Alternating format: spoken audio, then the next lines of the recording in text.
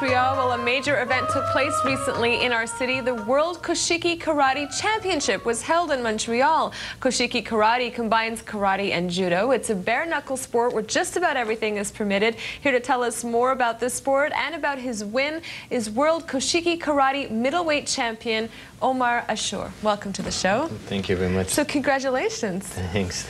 First off, why don't you explain to us what exactly is Kushiki Karate? Kushiki Karate is a full contact sport that combines, as you said, elements of striking and grappling with protective gears, head gears mainly, and chest protector.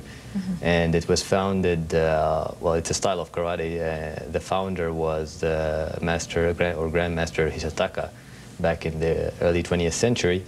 And his idea was to change karate into more of a full contact sport as opposed to semi-contact. Semi-contact where you punch and pull back your punches, whereas full contact is more similar to Western boxing and kickboxing and other kind of Western-oriented sports. And Kushiki itself means what? Kushiki in Japanese, it's contact, meaning contact or hard contact as opposed to, again, to semi-contact. Okay. What exactly is entailed then? Is it, what's the goal, I guess, at the end? The goal is, it's a point-based system. So the goal is to accumulate points as much as possible. You get 1 point for any punch in the area, in the trunk or the head. 2 points for any kick in the trunk or in the head. 1 point for knees, 1 point for elbows. And takedowns, you can get an ippon, which is a full point, and so it's kind of a knockout kind of technique where you can take down your opponent and finish him between quotations with one punch. Finish him off. It's not really finishing him. It's just you punch and you pull back, and the referee would see that this as a finishing technique, you know. And so, how is this different from other forms of karate then? Other forms of karate, most of them, like Shotokan karate, for example, it's a semi-contact sport where you don't hit for power. There is no grappling in it. You don't take down. And there is no knees or elbows.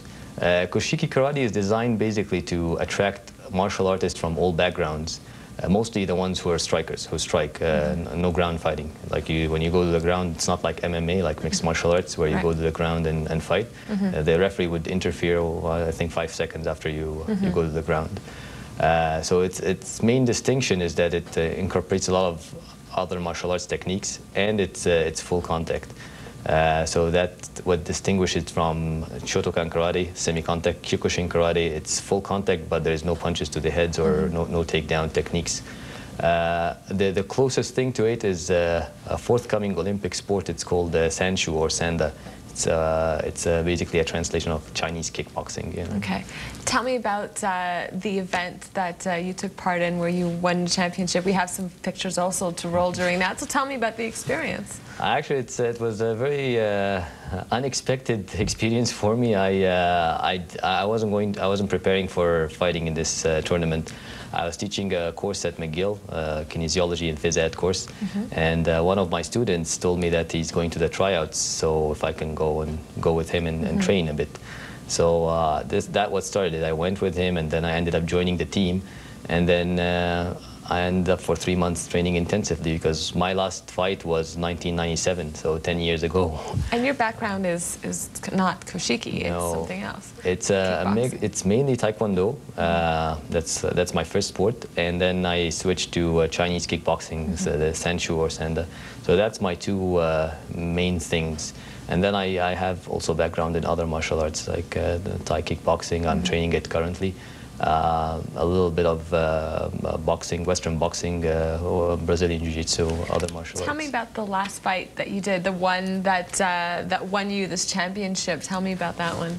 Until the finals, I fought Russia, the champs of Russia, Azerbaijan, Germany, one more I can't remember, and then the Japanese master who I fought in the end. Masamitsu Hisataka, he's the grandson of the founder. Oh, wow. And his father is the current president of the World Kushiki Karate Federation, and he's been 7 times world champion. And so it's not just any opponent. No, he's a very well-established opponent. When I went there, basically I studied him. Like he won several times championships before, so I knew what kind of techniques he employed. And when I was fighting, I noticed that every time back when I watch my videos, every time I'm fighting, he's also watching me. He's coming and watching how I fight. So we had pretty much idea what we do. But like, you know, everybody has their own version of what's gonna happen. And it ended up I had a strategy that Masamitsu is an attacker. He always goes for attacking. He always moves forward. Right. And I thought maybe I should put him in his uncomfortable zone, so I should attack him. And so when I did that, it was a very bad idea because he's too solid for his defenses are too solid. He just escaped my attacks easily. So I think time to change strategy now. And you let him attack. Yeah, I let him attack. And that was and you were just so good at the counter-attack part. This is what I do mainly, counter-attack. We're running out of time, but not before we show this medal. I have to show it. It's absolutely beautiful. This is the medal that you won in your division. I just want to know, is there anything that you need to do as a champion for the next 2 years before the next event? Nah, not much. I guess teach my experience to my teammates, my colleagues, my students, whether at McGill or in other dojos and gyms in Montreal. Okay. Thank you so much for joining me. Thank you. I just want to thank my parents, because my mother just relocated to Montreal for a month just to feed me and to give moral support. During of course, before the tournament. Now she's back in Cairo.